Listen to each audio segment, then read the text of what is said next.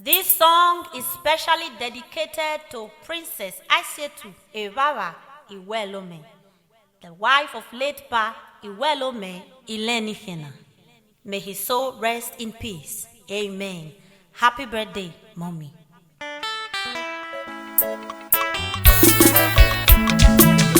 This song is coming from Chief Egbenuneghen.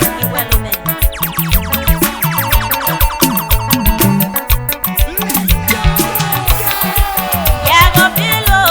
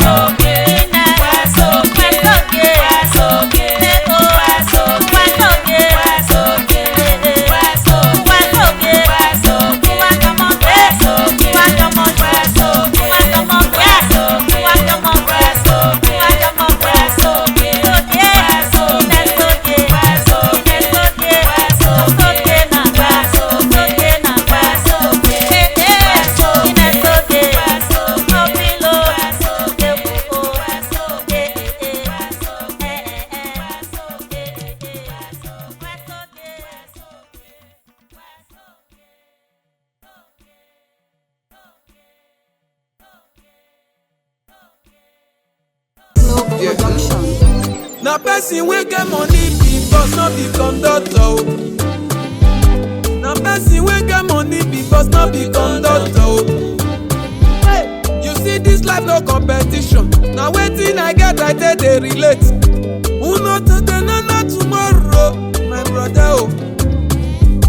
Focus on your life, my brother. No do competition with anybody. I love my life. I live my life.